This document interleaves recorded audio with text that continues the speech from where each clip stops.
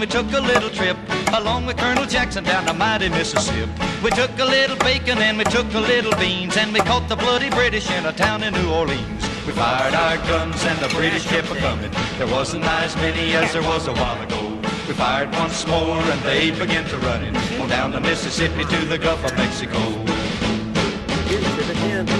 We looked down the river and we see the British come, and there must have been 100 of them beating on the drum. They stepped so high and they made the bugles ring. We stood beside our cotton bales and didn't say a thing.